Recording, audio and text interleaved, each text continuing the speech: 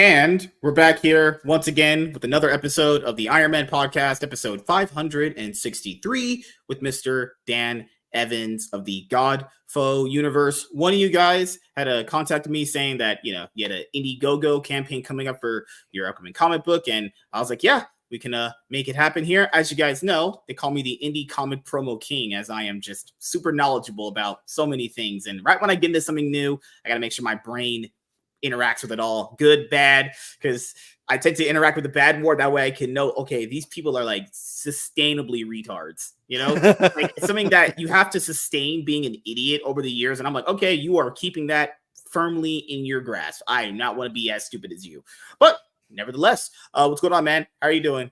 I'm doing great, man. I got the kids to bed and the night to myself, so I decided to spend it with you. Yeah, and my wife chose to leave me for Tyrone, so Oh, yours too? yeah. So you had your wife leave you for a big giant black guy with a 10-inch dick, then I'm not gonna lie, I would find that pretty funny too. If that actually happened, that would be pretty hilarious. Nah, happily married 10 years. Okay, we'll get into all that later on. So I'll start here since your first appearance on the show. Actually, how was your life growing up? Oh, it was all right. I was the youngest of three brothers, so I got beat up a lot. Oh my god. They were 5 and 7 years older than me, so I was not winning that fight. In your mind, you thought you were like the anime hero. We were going after him to win, and then just did happen. Holy crap. It never happened. Oh god, man. So what else happened throughout life as you grew up, through like high school and college potentially, if you went through that? Yeah, unfortunately. I mean, I never liked school. I don't think most people liked school. I couldn't sit still. I never thought I'd live to be 18, honestly, and then I was, and then suddenly I'm in college, and then suddenly I'm dropping out of college for like the first time, and then I'm dropping out of college for the third time, and then I went back at 25 and graduated with a music degree at like 29. That is ridiculous. Yeah. Like, and now I'm in what in the IT world? because music doesn't pay. Okay, so you said you were in not movies. Oh my god, music, right? Yep. So what did you want to do in music that you went to school for? I just wanted a degree, and I loved music, and I basically knew it, and I learned up on some theory in college, and that was fun. But I mean, I can transpose Mozart for you if you'll pay me for that. But I'm pretty sure that is not going to be paying no bills, actually. No.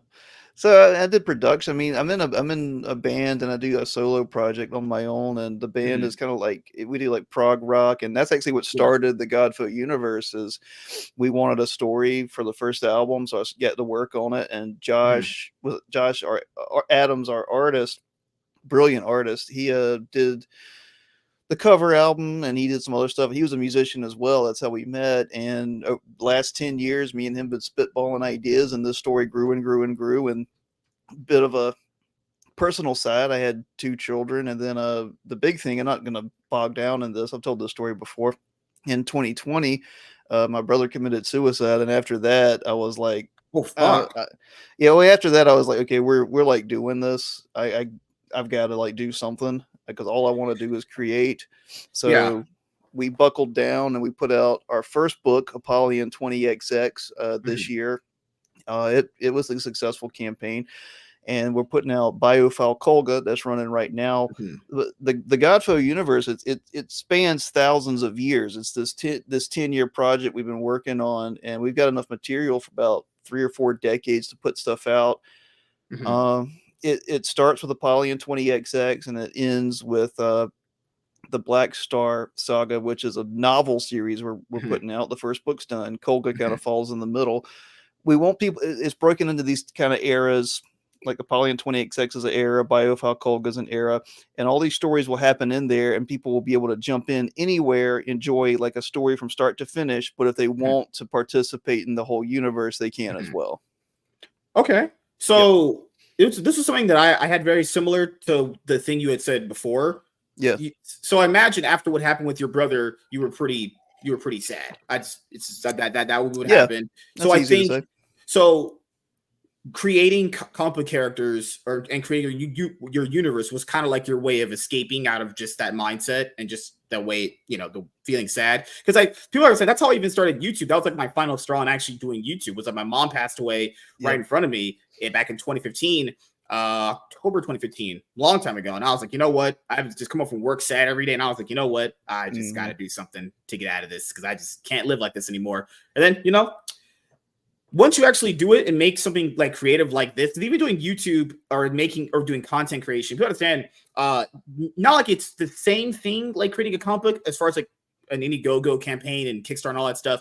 They're very similar in terms of like, if people don't actually understand their first ever creative anything, then you have to go through all of that. And obviously, this isn't my first channel. I had a much bigger channel with almost 4,000 subscribers that I lost because YouTube was like, you do hate speech. So I had to rebrand one that I had. Yeah, so I had to rebrand this channel based around League of Legends to my main channel. Then I have new other channels for other niches. So I'm not going to lose everything. Everything's like backed up on Rumble and all that stuff. But I had to learn losing everything. And man, it's just been, it's been a long ride learning so much. I think I've learned doing more life stuff and more things that my mind is progressed in than anything I've ever learned in school. I think I've basically learned more things that I could ever learn in life doing anything content creation wise, planning video wise, just basically anything.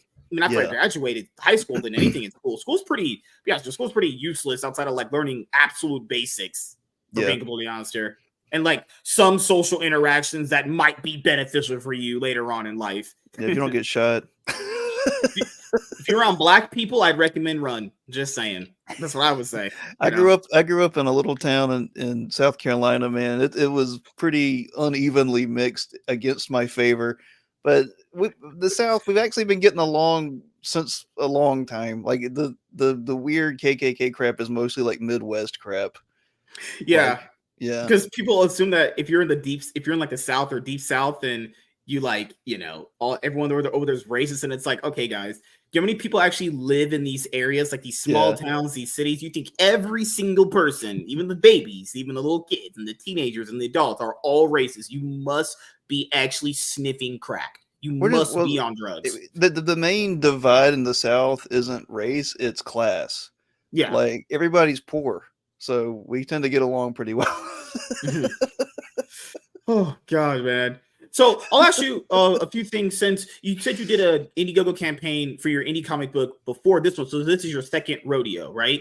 Yeah. Okay. So we'll start there then. Okay. What was so after the tragic thing that happened that made you basically want to do it, what was things that you had to learn in order to actually get it functionally ready to go? Because how people want to do like their passion project. So then after that, okay, you want to do an idea. How do you put pen to paper? Then after that, because you said your friend helped you with it too. How did you progress past that to get like art done, lettering, illustrations, stuff like that, or even funding for that matter? Okay. I had finished the first novel. I'd spent about 8 years on that. So that was done. So I knew how to write. Okay. But I called Josh Adams, who's the artist of the GodFoe universe, not just on this book, on everything we do. He's co-creator of the GodFoe universe. We literally own half of the company each. So, me and him talked every day for about a year. He had a rough go with things too. I mean, everybody in 2020 had a rough go with things, but it hit some people worse. Yeah. So we talked almost every day, and we fleshed out Biophile Kolga, which is the book that we're funding now, and Apollyon 28, which was our first one.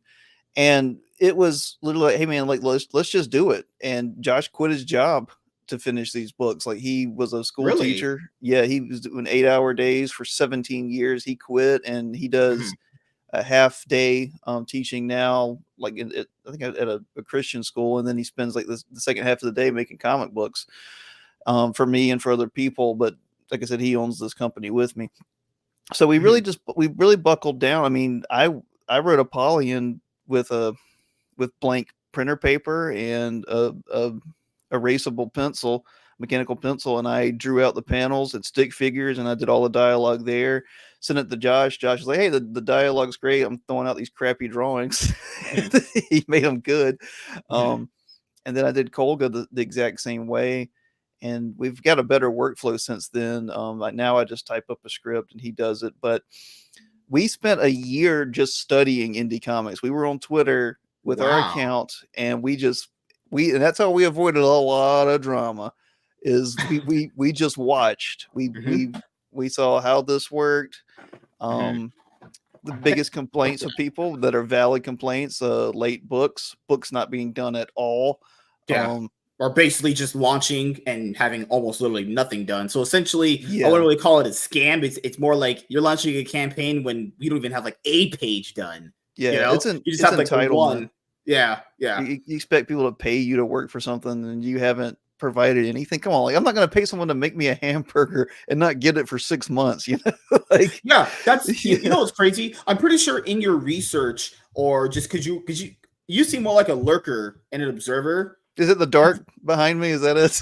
Well, did you see a lot of the threads last year where people were like, because Eric and Ethan had like that falling out thing, Oh and yeah, then people were ragging on Eric for on time books. Even if someone doesn't like Eric, that's how real life functions. I'll tell you this right now. If you think you could just go to a job, show up late constantly, and go, well, when I'm at the job, I do a good job, but I don't really come in like 5 days a week. I only come in like two. Yeah, they're yeah, going to get rid of you. Any yeah. job will function like that. You have to do things on time. Or I know people have truck washes in their area. Go observe a truck wash. You don't have to apply if you don't want to. That's what you need to do. Go to a truck wash, see what the guys are doing. You Hmm. have to clean these big giant semi trucks in about 15, 20 minutes. Yep. You have to do it on time because that driver has to leave. They have a destination they have to get to. They have to leave on time. Or if you're talking something like or like Amazon, right? Even if you order something from Amazon, you know you're going to get it because they have a business that works like that at the point. Now they can see notifications, exact time your freaking item comes. People would be mad if their item came a day late, an hour Hmm. late. Keep in mind, Amazon's the biggest company in the world. People get mad. And remember, they figured out a shipping system so good they can even tell everybody when their stuff's coming. Hmm. Average people get mad when those items they ordered potentially last week come a day or two late. You cannot do things late. I don't know where that comes from with people. That is because artists are literally just weird people that don't have any social skills whatsoever. That is only an artist thing. Artists are just weird people. It's just what it is. They think of life as this like thing where it has to cater to their like weird, obscure fantasy that has never existed on this planet Earth at all, unless you were like literally handed a silver spoon when you were a kid. Unless you were a rich kid, you didn't have to think about these things. But that's like, dude, artists are just straight up weird. Their mindsets are just blatantly bad. It's the reason why books probably come out late. They're not business savvy. They don't understand the fact that the business portion matters a bit more than the creative aspect. I know people don't like when people bring it up, but it does though. You could create whatever you want and no one be interested in buying it because you haven't marketed yourself to want Hmm. someone to buy it. You know? I we just believe that people work jobs they hate to have money to buy things. Don't make people waste their time and money. Like when someone buys your book, that's like an hour or 2 or 3 they worked at a job they probably don't like. Like get them their book. Like that's another thing too. Is that people even don't understand how even Indiegogo and Kickstarter's average because it's more of an obscure thing because you are in indie comics. Yeah. Right when you back that book, you know, like people advertise, well, the books are like $25, and I understand. Like to be fair, the MSRP of your book is decided by the person, but when you factor in shipping on that, Hmm. the flat shipping rate on there and the cost on Indiegogo and Kickstarter is like around $10. So you're essentially backing a book for $35 already that you haven't even gotten yet, hoping this person is going to deliver for you. Now, Hmm. I do hope people get their products, and even when they do, you know, like I think creators have to understand delays happen, but when it's 2-3 years, okay, like that's just Yeah. like, do you know how many hours are in a day? How much stuff you can get done in a day if you really just put your head into the sand and got it done? There's a reason why there's famous people that aren't even like bad people that are only just involved in their one little job because they Hmm. put their head in the sand so far, nothing else matters but getting that job done. That's all that matters. People would say, but that means you don't have any free time. Yeah. Yes. Yeah. I don't know how else to say. No, you don't get free time if you want to be successful in Hmm. something. I'm sorry, you don't. I'll give you an example. People know manga's dominating. How many hours of free time did you guys think Type Kubo had on Bleach when Bleach was successful? He literally said he had 5 hours of free time a week, not a day, a Hmm. week. So that Well, means that he would just sleep, go home, sleep, wake up, go back to work, and maybe that get like dinner once in a while. and that's how people throughout history have usually kind of worked. Yeah. Like that was just a fact of life, even when you're doing something they didn't care about. Like, no, man, you just work. And like I love my kids, like I want to be with my kids, as much as I Oh can. yeah, yeah. But if I could, like if I didn't have to work a 9 to 5, I'd be doing this 16 to 20 hours a day. You Yeah. know, Imagine most people would. Yeah. It's yeah, because like to get the best quality product out of something like this, you would need to dedicate most of your time to it. Like the reason mhm, why I think a lot of people's campaigns do very well, not because they're not really that interested. I do really think they love their campaigns, and I do really think they think they themselves are putting in some really good work. But the mindsets of how people speak don't match up. Like when you talk to someone about like mhm, their Indiegogo campaign, you can see the passions there. You can tell they more or less so know their stuff. Though they might disagree with each other when yeah, you see like shows and shit like that. But then the way they would speak on like Twitter or like Facebook mhm, would be so different. You're like, what is wrong with you? Yes, you have to literally put your head in the sand and not have free time if you want to make the best product to get people invested. Remember, you're the only like the person that's running the ship is the person that can steer it in any direction it wants. If you want your audience to know you're gonna put out a product whenever you fucking want to, then you shouldn't expect people to give you money up front. Then mhm, if you're gonna treat me like I'm basically some like weird investor, then I'll invest when I want to. Essentially, that's why I started yeah, treating most of the campaigns. If people don't want to put in work and get the books done on time, and I get it. You mhm, set a book to finish funding within like a month or 2 or 2 months or 3 months, right? And then the end date for it is like December or January. Then and you get it out in February. That's fine. Now if that's 2 years later on down the road, okay, so with the next project you have, since you treated it like that, I'll just kind of invest when I want to. I don't know why people don't think, like you said earlier, the mhm. audience won't pick up on that. So why doesn't the audience do that? Why don't we just start investing whenever we want to then? Since you don't care as much, I'll do that too, you know? Well, I've got several thoughts on that. Mm-hmm. If you don't mind me to go off on it. Oh, sure. Yeah. Um, like I said earlier, this is to toot our own horn a little bit. We don't put anything up for sale or pre-order or funding until it's 100% done.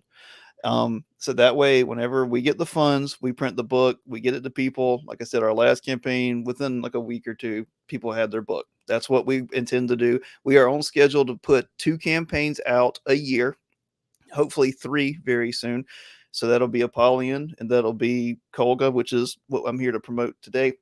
So every year, people will be getting at least 2 or 3 books from us, and they will be continuation books on time from the last book they read. Those books are big. We have never made a book under 100 pages.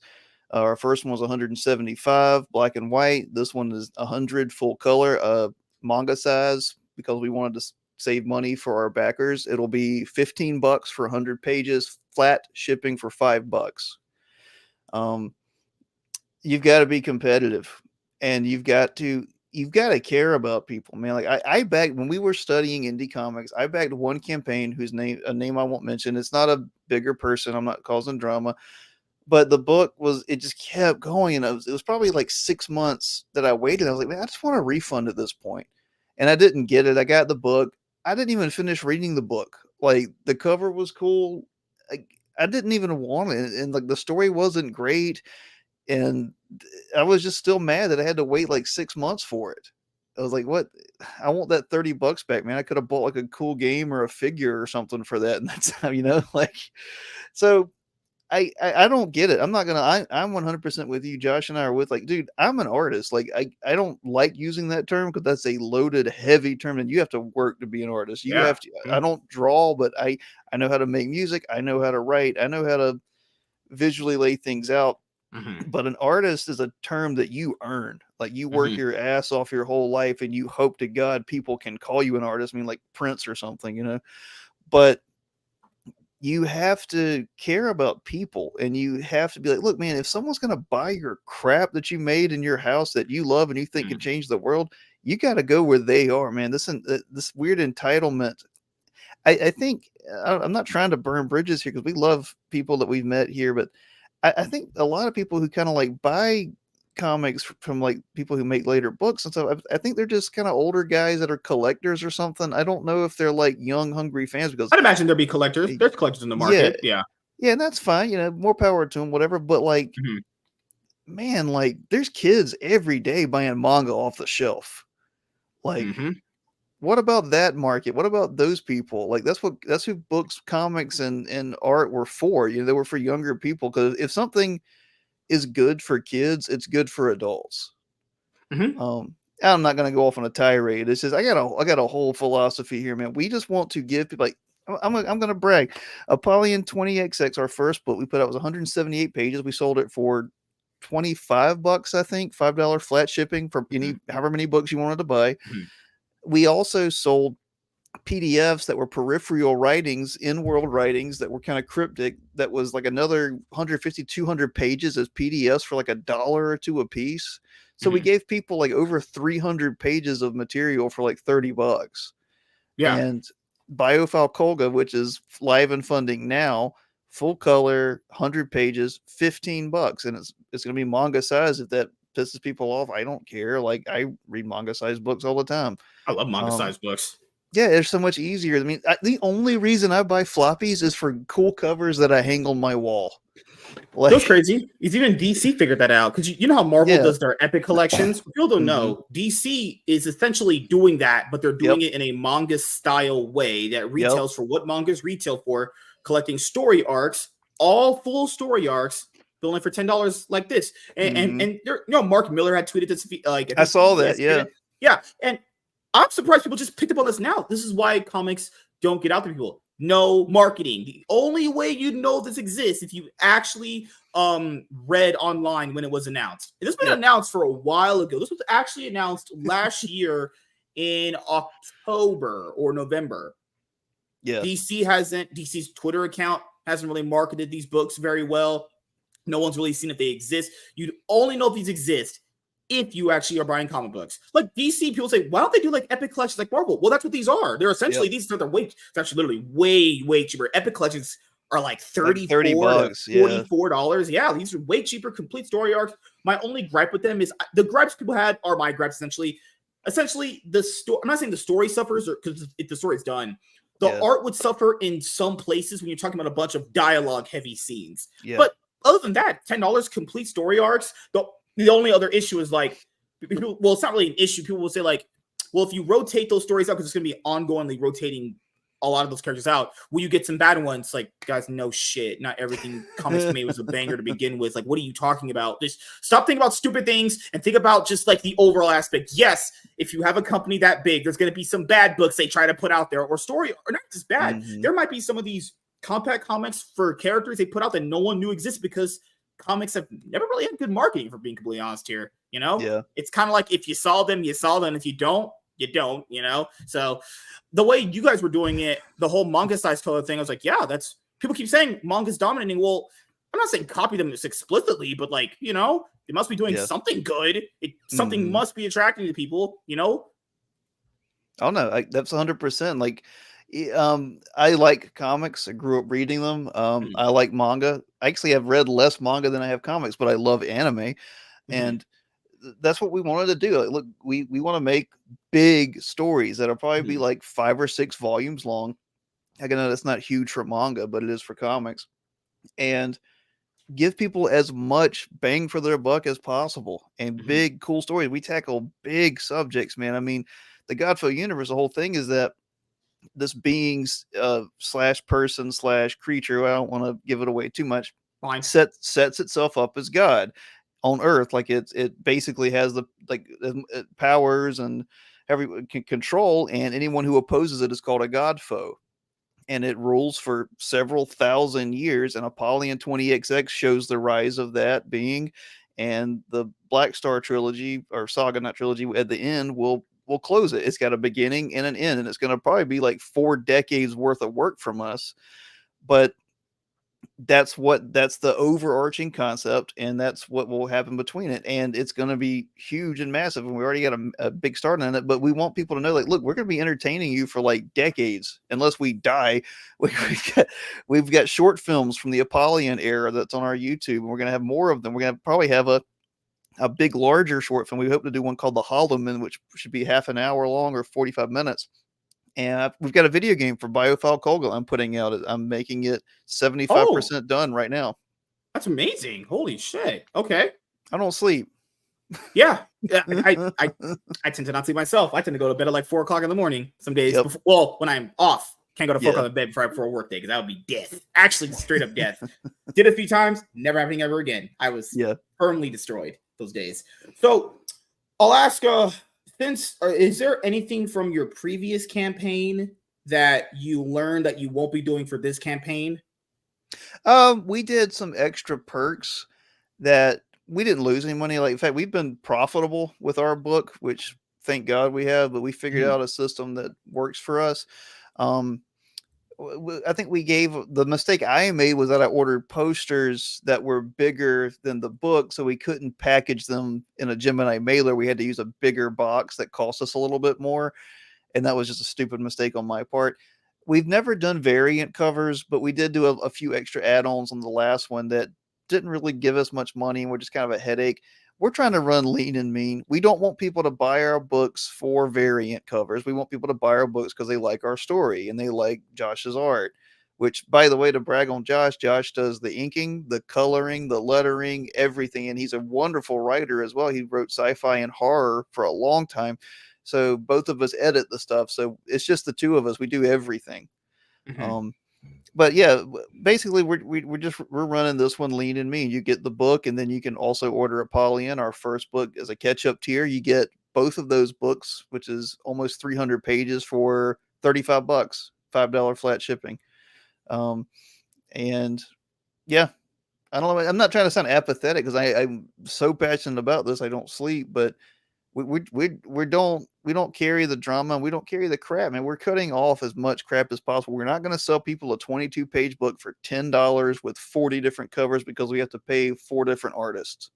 Yeah. Ridiculous. Mhm. People actually seen how many variant covers are out there because me myself, I buy every form of comic that exists. I Yeah. buy manga, hardcovers, omnibuses, softbacks, which are Hmm. basically trade paperbacks. I buy floppies. Don't know, the variant thing is a thing. So just a new example. Ultimate Spider-Man #1 that dropped that sold a lot for Marvel. I imagine they sold very well. Currently, right now, they're on their 7th reprint of issue 1. That's just by far and away insane. Yeah. Do you have any variant covers Ultimate Spider-Man #1 have for people? I have no. 33 initially, not even counting the other Jeez. reprinted variant covers that they put out. Good Lord. It's insane.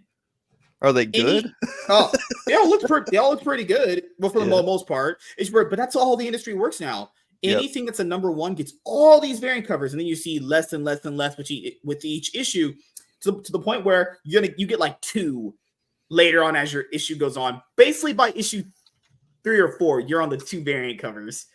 Well, I'm gonna say this. I mean, I just kind of ripped variant covers in indie comics, but I just bought Ahsoka #1 and 2, terrible books, but because they had variant covers by Takashi Okazaki, the guy who did Afro Samurai, Mhm. and they are amazing covers. Like they're hanging up on my well, at least the first one. Wait on the second one to come in. They're hanging up on my wall right now.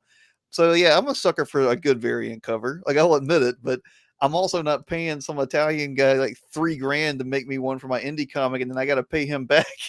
Mhm. Yeah. Shout out to all the Italian artists. Yes, I wanted to also highlight your campaign currently right now as we're Well, thank you. here. This is Biophile Kolga, right? That's right. Yep. So you got a little bit of more time to reach the goal. I actually this. What happens if you don't reach the goal? Have you factored in what scenario you're going to be in at that point? Oh yeah, we print it. We pay to fund it, print it anyway, and then we sell it online and we sell it at conventions. It ain't gonna stop us. Oh, okay. Because some people get very, very discouraged if they don't meet their funding goal. They're like, "Oh, woe is me! Whole thing's Yeah. falling apart. Throwing the Nah. towel." We made more money from being in front of people at conventions than we did on the last campaign. Like That's crazy. we sell Okay. we sell consistently at conventions and stuff, and we actually printed up the first chapter of Kolga and we put it in like a binder, like on crappy Kinko paper or whatever, and Mhm. it always catches eyes. People, and we have the game set up there so people can demo it. We've had people play the game and then walk around the entire convention hall, come back and want to play it again. Like, we're very confident in our stuff. I mean, no, of course we want it to fund. Basically, here's how it works. Here's some inside baseball from us. We use the funding money to buy more books to sell those books to make more profit. Like, we don't go in the hole. It's impossible for Gotcha. us to. Yeah, we're just being smart business. I mean, I want it to fund. I think it'll fund. The last one funded in like 21 days, I think. Mhm. I'm pretty sure this one will fund too. I'm confident of it. If God forbid it doesn't, I pay for it out of the profit we made from the last one, like any business would, and then we make profit off of the excess from this order because we're gonna So sell them. for anyone that's new or just discovering you after watching the show, your Yep. first book is the first book in this entire universe, right? Mm-hmm. So what those and this is obviously the second book. So, but you also said these books can be consumed standalone, so you don't have to Yep. read the other one. But like I said before, for the people that want to do 1 to 2 to 3 to 4, is there a way for that person to buy the first book in this? Yes. Obviously, Yep. okay, Scroll down right there. There's the catch-up tiers. okay, There's the gotcha, physical and digital. And like I said, okay, that's 300 pages right there for $35. yeah. Balfa Kolga, if all the art here looks pretty good, solid. Yep. Yeah, This Josh is is great. very detailed. Oh my Yeah, god! Like I said before, Josh there's is the where you said fantastic. there's the god that came down to earth and now is working. Well, I'll say he's came down, but he's also from Earth because I can't throw spoilers out Yeah, there. it's very Yeah. inspired by. God, you watched a lot of sci-fi. I could tell. Yeah. Oh Very yeah, he's sci-fi obsessed with it. influenced. We call Apollyon is very much Chris Claremont X-Men meets Akira. Okay. Yep. Um And that one, like I said, that one funded, did great. They're two different eras of the GodFoe universe. Like I said, if you read both of them and their entireties, because there's going to be like 4 volumes of Apollyon, there's going to be like 4 or 5 of Kolga. Yep. You'll see how they're connected in a greater way, but you can enjoy their entire run by themselves.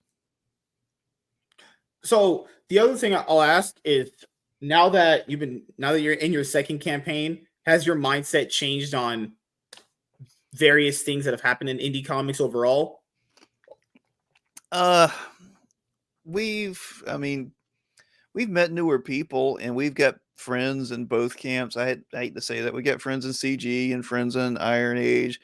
Mhm, We don't care. I've got friends in real life that don't get along. I don't mhm, care if they get along. mhm.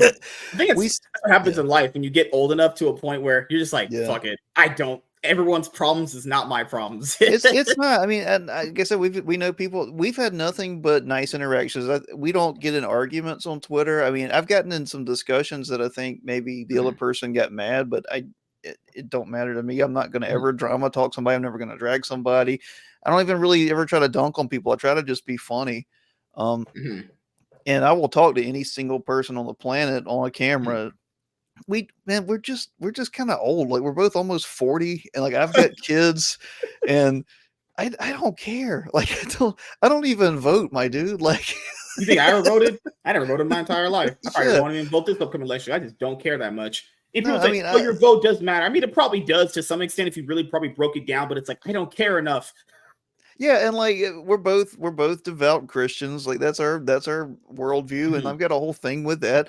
I'm not gonna argue people. I'm not gonna I'll, I I'll don't ask you know. this Yeah. then. You said you're Christian. What did you think about the whole Olympics drama that happened? I mean, it was clearly the Last Supper. People try to say it was the Feast of Dionysus. There's no painting that resembles the Last Supper that's about Dionysus. In fact, the Feast of Dionysus was inspired by the Last Supper painting. I worked with an art history guy and I studied art.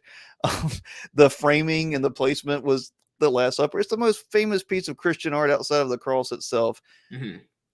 So they made a, if you want to say, mockery of it, whatever. Like, yeah, it was dumb. It was stupid. Who cares? Like, I Mhm. mean, I didn't. I mean, I thought the whole thing was just kind of ugly to begin with, but not because it had the Last Supper in it. It was just because it was just ugly. If it wasn't the Last Supper, it still would have sucked. So Yeah. I mean, I'll just tell you this right now. Any yeah, events that people used to watch, they used to like, you're gonna get more of that. I don't know why yeah, people they got so surprised when things happen anymore. It's like they're after like God forbid the 15th time, you kind of expect this special thing that I used to like. It's probably gonna be a little yeah. corrupted It with probably how sucks things are now. now. Yeah, yeah, fucking ridiculous, man. So Yeah, yeah. I wanted to ask you yourself, your jobs. You've been a musician, right? Hmm. You've been a teacher. Yeah, I was a teacher for a while. Was a teacher for a lot longer. Yep. Okay, and you're also an artist, right? So, Yeah.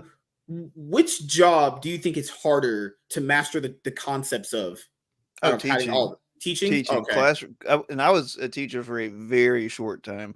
Josh was a teacher for 17 years, but classroom management is ridiculous, and that's just dealing with the kids and the parents. Like, it's easy to teach somebody something, like break down a concept. Like, I could teach you music. If you don't have music theory, I could teach you music theory in like half an hour. That's easy. But it's hard to do that with anybody when there's like 30 people and 20 of them are throwing things all the time. Yeah. Oh shit. Okay. Yeah. Yeah. Teachers aren't paid enough to deal with that, but teachers are also awful, so maybe they shouldn't be paid.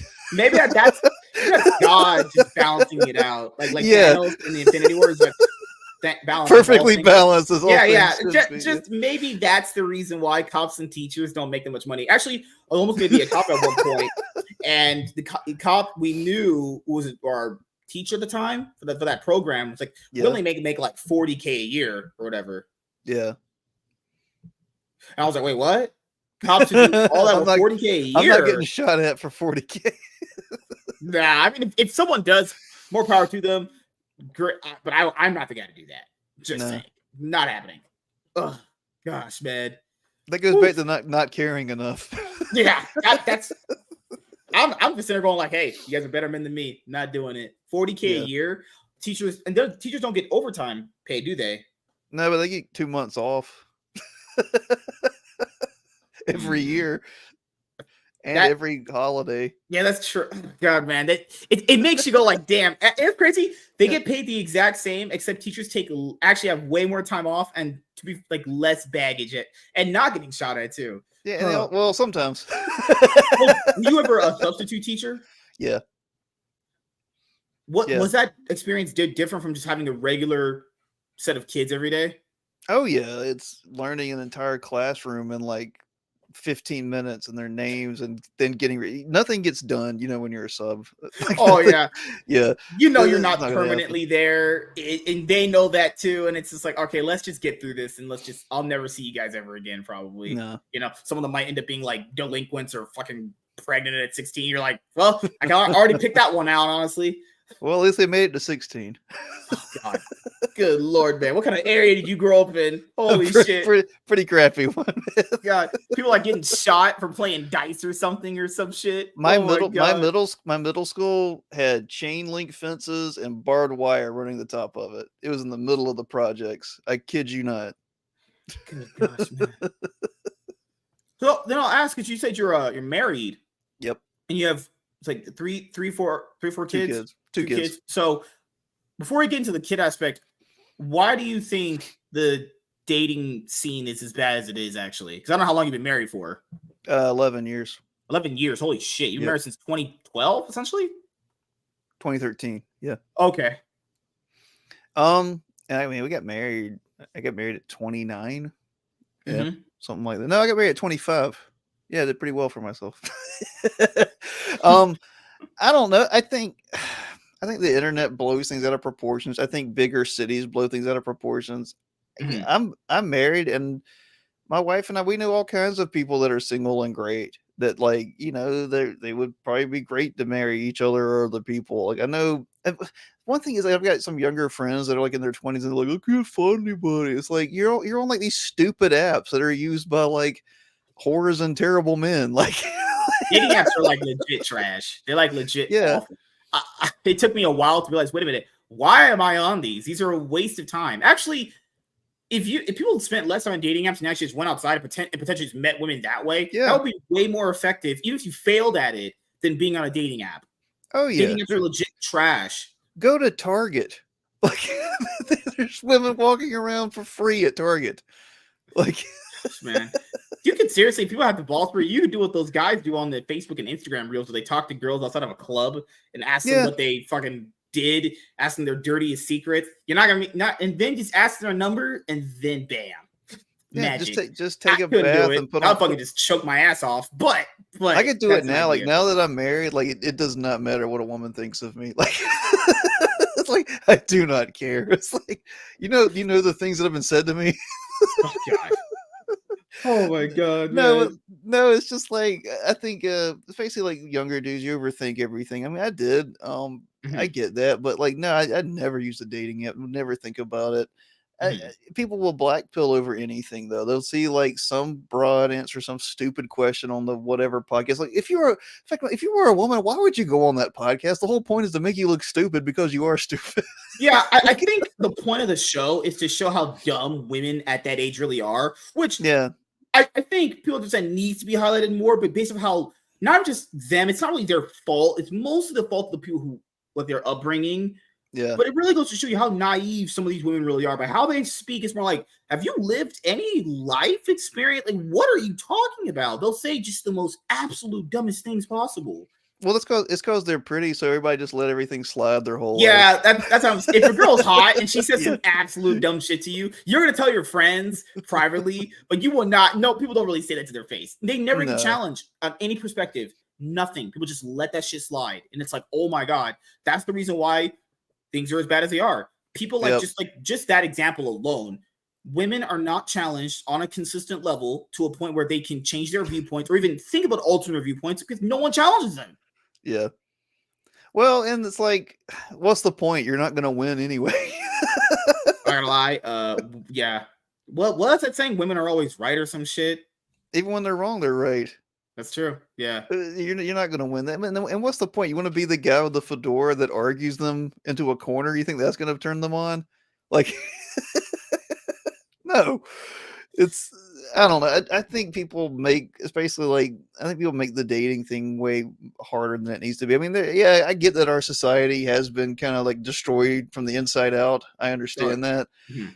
But there are good people everywhere. Like I think the biggest thing is go touch grass, go to some kind of community Oh, that's thing. crazy. Oh no, going Yeah, outside, fucking hell, yeah, man. right. That's Go. that's bad. Hey, I'm I'm not. scared to I'm go not. outside. I'm not pushing like anything. But go to a library, go to a church, go Mhm. somewhere where like at least people there's a barrier to entry of some kind, and you will find single women who are ready to like meet you and be nice and talk to you. Like that's not. Mhm. I don't know. I've got a whole thing with it. I'm tired of seeing people like just like indie comics. I'm tired of seeing people complain about dating. Just get off your ass and go talk to somebody outside. Yeah. As I like my thing is just mostly that like guys just don't see patterns bad in women. I'm not saying Yeah, guys are perfect either, but when it comes to given how they've been there's fatherless behavior, that would be fatherless behavior. Is thinking everything a girl does is right or they don't do bad things. yep, It took me a while to figure out, man, girls really aren't good people either. yeah. It took a while for my brain to go like that. Wow, Girls know that though. they do know that. And that's the thing is, women know they can easily manipulate dudes and doing what they want because they're girls. Yeah, They could just say anything. It could be literally anything, and dudes don't pick up at all because they generally think women are like these precious specimens that just can't do anything wrong. They're just perfect. well, anime doesn't help that either. Yeah, it really doesn't, honestly. But well, Bulma, I think woke up a whole generation. They're like, oh, they can be awful. Oh God. Well, speaking of oh my God, speaking of And women, Chi-Chi. speaking of women, this is good Lord. Wow, fucking those pictures are amazing. So, Dragon Ball Z or Dragon Ball Yep. franchise. Akira Toriyama actually passed away earlier this Mhm. year. I'll ask you, what was your first initial reaction to that? 'Cause that was big, Yeah, honestly. it hurt. He was the reason that I had friends in middle school. Again, going back, I grew up in the South.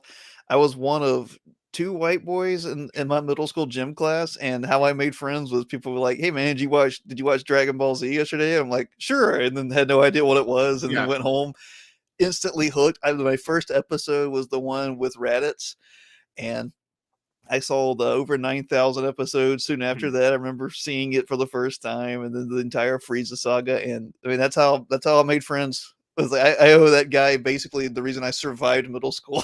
Mhm. But I dropped out of DBZ after the Cell arc. I didn't get into Boo when it first came out. I Okay. think I just graduated high school at the time. I was in the You're like, I'm Smash. done with this nerd stuff. No, I was just watching. I probably couldn't afford cable. I was like living, I think, with my brother at the time. I was watching. I think I was listening to the Smashing Pumpkins and like taking like painkillers and just sleeping on the couch all day. That was because I had kidney stones at the time, so I was just kind of high all the time. Oh And gosh. But no, I went back and rewatched the Boo Saga. But no, like it hit me. That sucked. That guy, he kind of almost single-handedly introduced anime to America. I think without DBZ, I do not think America would be. I don't think anime would be nearly as big as it is in America. Yeah, and I think people don't understand there was other animes that were before Dragon Ball Z, obviously, but they never hit the same way. No, Akira did for artists. Like Akira hit for like artists and film guys when it came out. Akira was not like a huge mainstream thing when it came out. Dragon Ball Z, Dragon Ball Z just broke the glass ceiling for anime. It's just like hearing the fact that he passed away that day. You're like, I don't even believe this. And then the day after, you think you're like, because the days after are even worse because you're like, wait a minute, he's really gone. Like he's never gonna be able to like interview, draw, nothing. And he was still enthusiastic about Dragon Ball. I mean, you heard people read his interviews when Dragon Ball Super dropped about how much he really wanted to. He finally got and understood the problems with Gohan and Piccolo and wanted to make them shine. It's like, I took feel for this a long time. That man had been so filthy beyond, like he was so filthy rich. He was literally on cruises getting sucked off by other fucking random Asian hookers or something. You think that guy was working? He's filthy rich. What do we need to do? At least he was an openly admitted pervert, so it's fun. Like he would draw himself like reading like Playboy and stuff. God, man, he was secretly Master Roshi in Dragon Ball the whole time. He was. It wasn't even secret, man. Like he would just tell people like his inspiration comes. Honestly, if you ever went and watched Dragon Ball Super or anything like that, how Trunks' hair is not purple. People don't understand because Dragon Ball fandom. This is what I hate about these people. They over dramatize everything. They'll be like, man, Super Saiyan 4 Gogeta, his red hair is reminiscent of like Super Saiyan God. And he just. Some things are not in theory in depth 30-minute explanations. The hair was red because it was just red. That's it. That was not a homage to Super Saiyan God because that fucking GTN in like 2005. The Hulk is green because it was the cheapest ink they could afford at the time. It wasn't like this grandiose thing people thought. Dragon Ball fans, I love people, but they have the weirdest levels. They'll go too deep on something, and then sometimes they'll go less deep on something. People really still think to this day Frieza killed Goku and Namek, and they'll be like, and that's something you'd want to break down for people because, like, given how the anime is structured and the manga is structured, it would be understandable. People thought that, but it's like Super Saiyan 4 Gogeta's hair is red, so that means that was the early concept for Dragon Ball. It's like, no, it wasn't. Shut up. Like, okay, come on. And I think a lot of people were introduced to his style even before Dragon Ball Z was big or Dragon Ball was big in America. Was it Chrono Trigger? I think he did the art Slump, I think was big for him a little bit. Yeah, I think did he do Chrono Trigger? I think he did. Sure.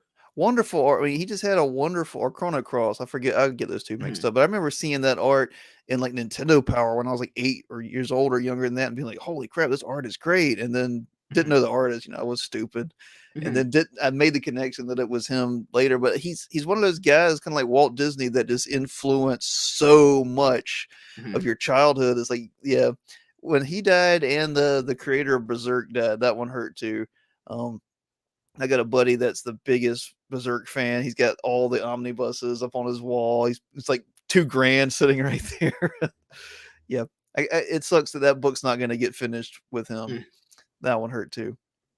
Yeah, the thing here is that someone like him was. That's why people consider him the Stan Lee for anime. Like he definitely influenced a lot of people. I mean, the people that people know now is big in anime. The growth traders looked up to him, like Hirokoshi, who does My Academia, Satoshi Kishimoto with Naruto, and Taikubo, Ichiro Oda, who's One Piece. They all looked up to that guy because he created something where it's so rare for this to happen. He created something that was so influential on people's lives. It made people do, think, feel, say, act in certain ways I've never seen. And other animes have had that too, like Naruto, and like a lot of others have had those effects too. But Dragon Ball had it on it so bad, people legitimately thought they could go Super Saiyan. They thought they could yelled enough. Kamehamehas, just everything. Like it made people want to be better. People like there's like I don't know how many things like how many properties like Dragon Ball that exist in the world where it can have that. People are wondering how much this had an effect on people, even if you've never even watched past like the Cell arc like you did to a certain extent. I don't know if you watch anything later on. Just that enough. That right there is enough for people, but it impacted people that much from Saiyan arc, the Namek arc, the Cell saga, and all that stuff. Like, just the anime was so influential on people. It's like, damn. I think The only way to get to that point was to put your head in the sand. Yep.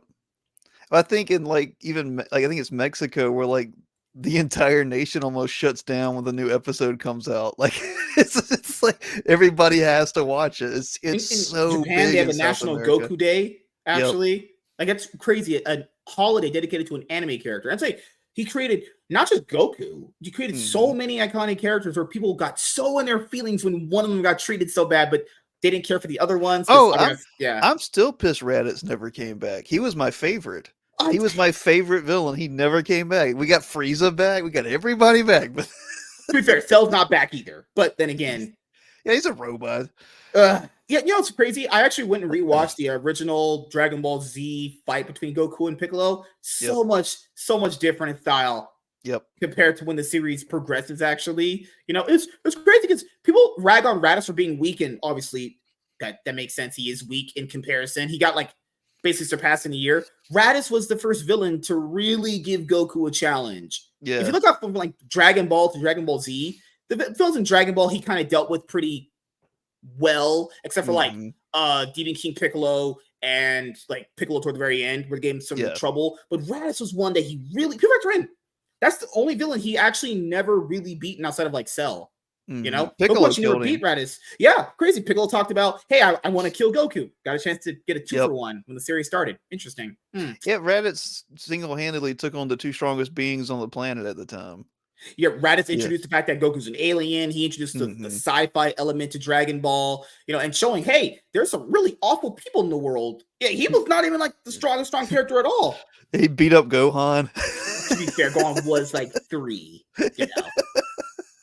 Gohan had it coming at the time. He wouldn't stop whining. Yeah, fucking crazy, man. Like, I think Raditz is slightly underrated, but I agree with people. He's mostly like, you could make fun of him if you really wanted to. Oh, yeah. Bring him back, make him a Super Saiyan. Everybody's a Super Saiyan. Oh, no. Remember, people thought freaking Raditz's hair was an early homage to Super Saiyan 3, and it's like, oh, my God. Oh, yeah, sure it was. Sure it was, people. Yeah, we knew what Super Saiyan 3 was in episode 3. Yep. Fucking hell. Kill me now, man. Freaking anime fans are so weird. I remember like I guess middle school and like people were downloading from Japanese sites like the Super Saiyan 3 or Super Saiyan God, like the stuff that had been existed there for like years before. Yeah. And there was like it was like a whole crew dedicated like rumors like, what is this, man? They're like circling stuff and like that stuff's existed since I was like 12, and I'm getting excited thinking about it again. Like I'm looking back at it now, I realized some of those pictures were of Broly, but we didn't know who he was at the time. It was like, oh, who is this guy? Is this Goku in the future or something? And like that was the same time that they were like that Pokemon Gold and Silver were about to come out, and the Pokegods rumors were going over. Like, God, man, Meryl was supposed to be Pika Blue. Yeah. Oh, yeah, gosh. The internet was the Wild West, man. Rumors were not just rumors; they were facts of life to people. Oh yeah, and it's like, dude, I know you saw that on one website that doesn't even exist anymore. Interviews with Akira Toriyama taken way out of context, not even understanding that Akira Toriyama's personality is playful in nature. So he could have said something that is serious, but you wouldn't be able to tell by his demeanor. Guys, he forgot Trunks' hair color. People say, well, that's not bad. First of all, that would be bad. He created the character. Second of all, he made it a different color in Dragon Ball Super when he quite literally, God forbid, could have just like watched an episode of what he drew. He quite literally could have just turned on the TV and went, oh, that's what Trunks' hair color was. He doesn't care. He was that rich, he didn't give a fuck personally. He's like George Lucas. He's like, yeah, it's canon. Who cares? Like, the whole thing of like the canon debates too. I hate getting into these with like Dragon Ball fans. All this for GT. People might like GT. I think it's pretty bad. I've had it on DVD. Yeah. I watched it when it was around. If GT's canon, where's this manga? Every Dragon Ball series has a manga to correlate with it, to correspond to it. Where's Dragon Ball GT's manga if it's canon? No one ever gives me an answer because there you go. That's the kind of the bag. Yeah, that's the one where you get. That's the nail in the coffin. Is that the one where Vegeta had a daughter? Yeah, when they went Super Saiyan 4. Yeah, I didn't watch that one. You don't need to. It's pretty fucking bad. Good Lord. But I'll ask you, why do you think manga's been doing better than comics here, actually, for the longest time? Oh, it's punk rock. That's the easiest way to answer it because I've thought about this a lot. It started out underground. It was people finding it like in whispers on the internet, like find pieces. Shonen Jump. It was hard to get, and people's parents didn't read it. Like everybody knew who Iron Man was at the time, Superman, and that's great. I love those characters, but it's special when you have characters that are your own as a kid. It's kind of like having bands you're into as a kid, and that's I think that's the main thing. I think it's easy to get into. Mm-hmm. You don't have to grab, issue 300 through issue 350 to find the special suit that Spider-Man had on for a while. It's beginning, middle, and end. The protagonists tend to be younger. They're not in their 30s or 40s. They're cheaper, as we talked about. You get much more bang for your buck. They fit in backpacks easier. Manga does. Mm-hmm.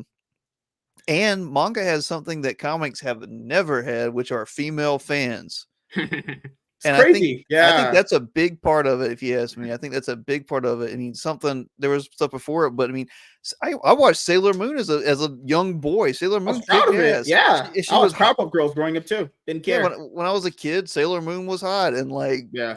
and she kicked ass. And it was, I don't care if it was a girl cartoon. It came on right before DBZ. I'm watching it. Um, I think that's the big thing is like, I think the female audience is something that doesn't get mentioned a lot when people discuss manga versus comics. Comics have never had a female audience. Manga, I mean, you can't keep like girls away from manga. I mean, you go to like a local shop, they're buying it off the shelves.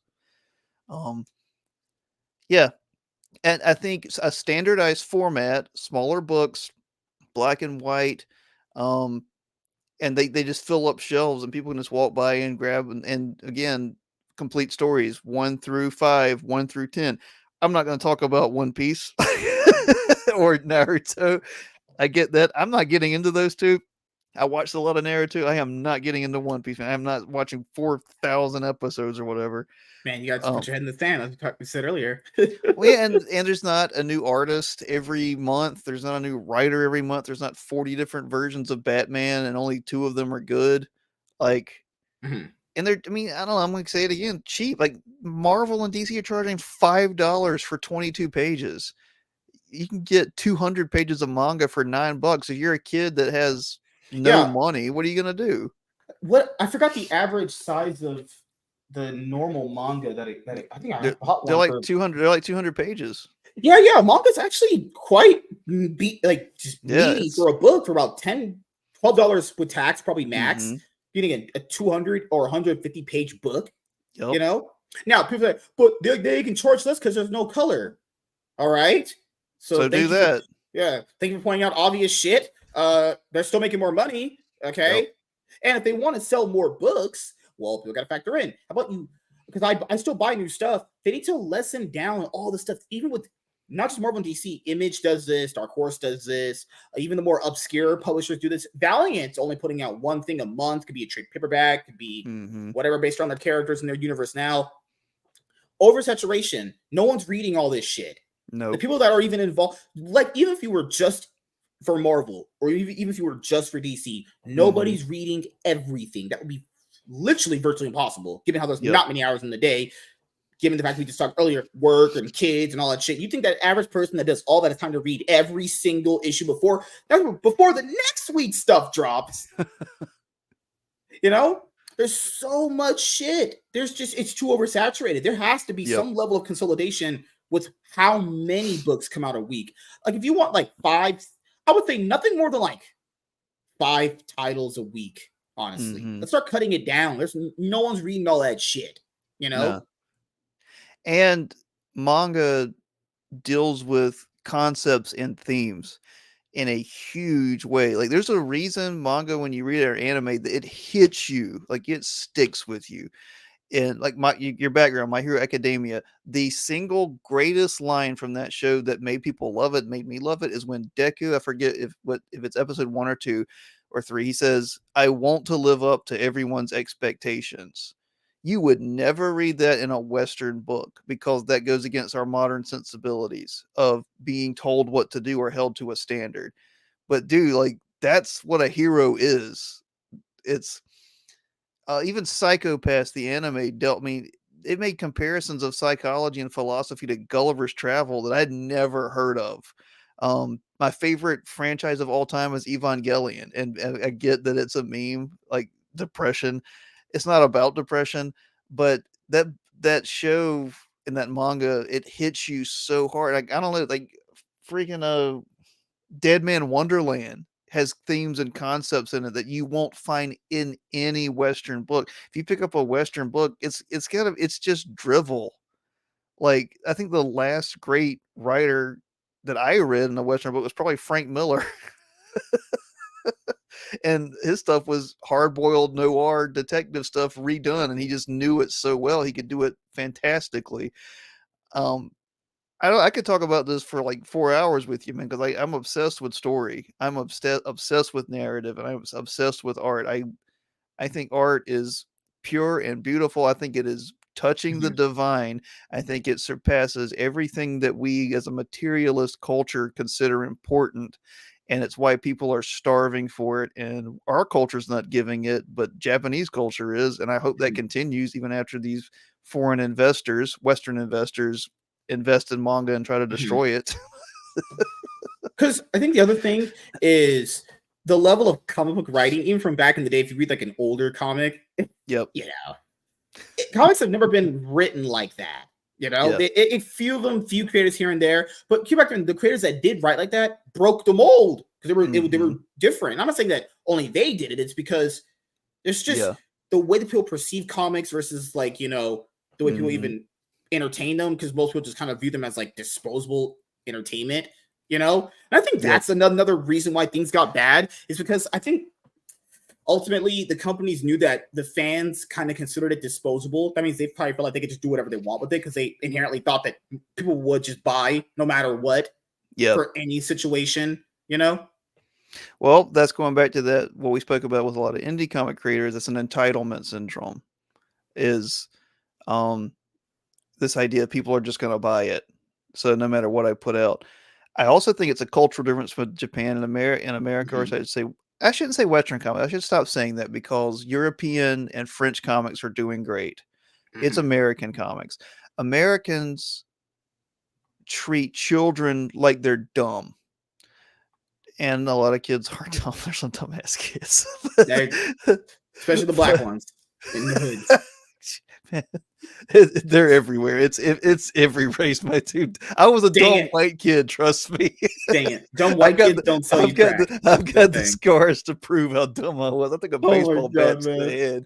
Um, but all that to say, the Japanese don't treat their children like they're dumb. They treat them like they have potential to not be dumb. And Mm-hmm. that's what their stories show. And that's what old Western stories used to do. And fairy tales and fables were to teach kids morals and values and philosophy and theology, um, about how the world is and how you should act in it. And they don't have to be morality tales. It's just they dealt with they didn't shove SpongeBob SquarePants in a kid's face and treat the kid like they were stupid. Not ripping SpongeBob, but you know what I'm saying. There's a reason Samurai Jack is praised and other cartoons aren't as praised as it because Yeah, Samurai Jack, Batman yeah. animated series is considered pretty serious, even though it's a Hmm. kid's show. It's got some It pretty didn't adult have themes there. dialogue for like Yeah. 80% of it, and it just don't treat children like they're stupid. And you know what we that's the thing is like when you catch a child doing something they shouldn't and you chastise them, you're basically saying, I know you're better than that. You are capable in that. Like if you thought a kid was dumb, you wouldn't yell at him. Like you don't yell at your dog too much for being stupid. You're like he's a dog, he's dumb. You know, like I'm not Oh, trying. I'm sorry, I didn't mean to go off on a tirade. that's fine, man. So, last few things I'll ask you here, which is you got anything planned coming up in 2024 outside of the first book you have right here, which is Biophile Kolga? Poly 20XX Volume 2 will be out by probably December. Josh has already started on it. Might be out before then. Okay. Yeah, we might release the novel we've written, the first Black Star. It's called The Shaper, The Shifter, The Shadow. It's been done for about 2 or 3 years. We just Mhm. haven't figured, going back to what we were talking about, we haven't figured out the best way we want to market it yet. Mhm. I know B.A. Turner did a really good job marketing his books, and in like a comic kind of way. And that was actually pretty inspirational for us. It's like, wow, this guy put out 2 novels and he kind of sold them to the comic crowd. So we might go that kind of route. But I'm working on the video game. Sorry, I'm pointing to my schedule up here as if you can see it. That's fine. I'm working on the video game every day. I'm working on the Biofile Codex, which is a big, huge backstory to Kolga it's not necessary, but it's cool stuff. We like giving people cool stuff. I've got some stuff for Apollyon Volume 2, more peripheral writings that should be coming out. Started a new job this week, so I'm gonna be doing that. A lot of stuff, but I just want to say this, man. Like, first of all, thanks for having me on.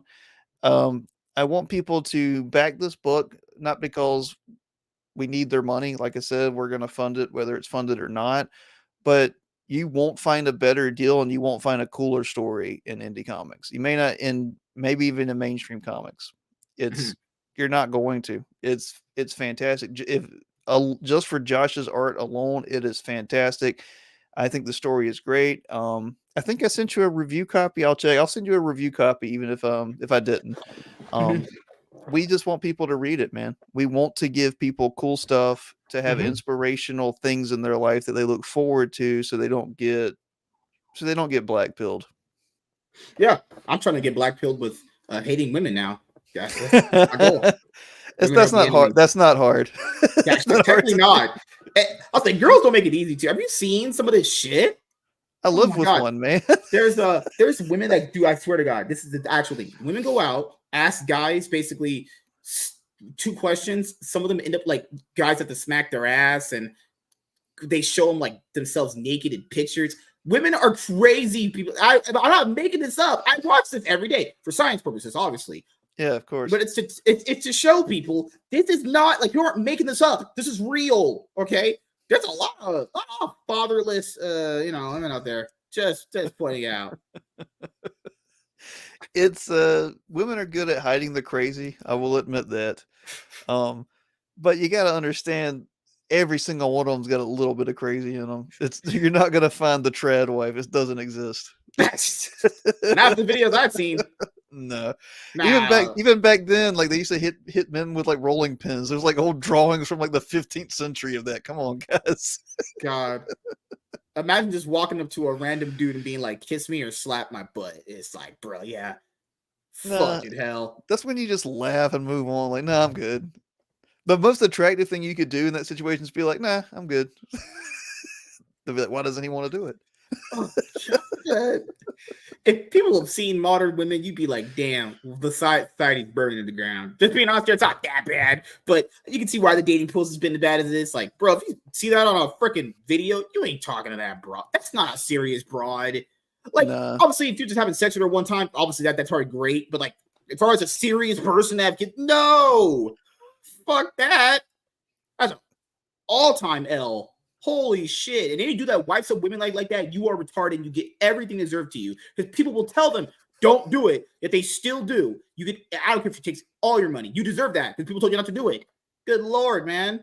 I got a story my dad told me when I was younger, and that was he was on a double date with him and his brother and 2 girls, and the girl that he was with, my dad was with, was trying to get him to sleep with her, like, a little too hard, a little too much, and he was like, "Something feels off about this." He found out a week later she was already pregnant, and she was trying to pin it on him. So, he dodged that bullet by, like, not sleeping with her, and that stuck with me. I was like, "Okay. Okay. Like, I'm not getting stuck with a kid at, like, 17, especially if it's not mine." Yeah, like fuck that. And don't in some states it considers like a legal union. If you're together long enough, they could get you for. I'm like, what the fuck? Yep. Holy crap! Nope, not catching So me slipping it's ever. some states, if you are just with a woman, like, together, and she puts your name on the baby's birth certificate, Ooh, you are in a ton of legal trouble for it. Because that's happened. Women have just signed some guy's name on it, and then he's held accountable for it. It's like, oof, good gosh. Well, last thing I'll ask you, man, is there any shout outs you can get to anyone in particular and anything else you want to say before we head out? There's a big Black Angus Reviews. That guy has helped us out a lot. He does his own channel. Doug Ernst from Iconic Comics has been a supporter of us from day one. Probably the nicest guy we've met in indie comics. He does the Soul Finder series. He's actually sent me a book before, an unrelated not related to comics. Probably the nicest guy in indie comics. And shout out to everybody who doesn't get into the drama. Like, I know we're not seen, but that's fine. I'd rather not be seen than see a bunch of people vomiting at each other on Twitter. Yeah, that's the thing too. Is I don't mind. I like trash talking. I love having some fun. I don't take social media seriously like people do. You see people like, oh my god, it's so hard being on Twitter. I must just stop. Like, shut up. Then get off. You don't have to open the app. Yeah, like I'll be honest here.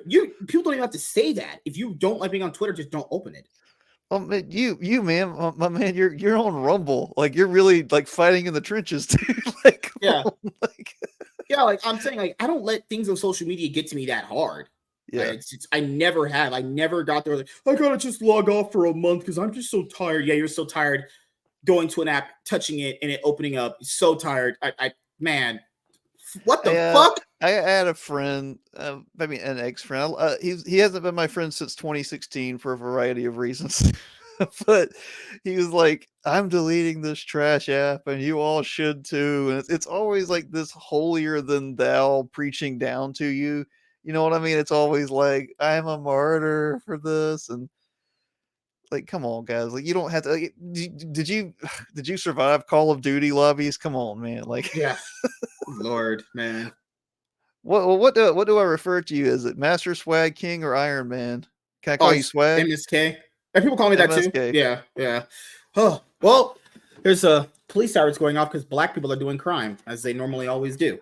I hope you're not getting swatted, man. I really hope not. Oh no, it's just I live in the part of the town where the fire department. It's about 20 minutes right there. So anytime they go down the street, it's always in the main part of the town. There's a fire department across the road from my house and a train track right behind my house. So it's just and I got two kids under 5. I'm just deaf now. Yeah, if you live next to the trains, even if you were in dead silent sleep, you hear that shit. Yep. I mean, they say you get used to it. Okay, sure. Oh God. And the crossing is right in my yard. So it's the bells and the horn. Oh my God, man. Well, I'm going to go outside and try to talk to some hot ladies, which is not happening. I'm staying in my house. Touching grass is overrated. Well, thank you guys for checking out this episode of the Iron Man podcast. Make sure you guys go and back Biofile Kolga on Indiegogo. Actually, please do. Let's get them to their goal. And remember, even if you said they don't hit their goal, you're still getting a book, and you will be getting it 4 years late. And that's a good thing. You will get it as soon as it's printed, probably before the end of September. It'll be on your doorstep. So, MSK, thank you so much, man. I appreciate it. Anytime, man. See you guys later.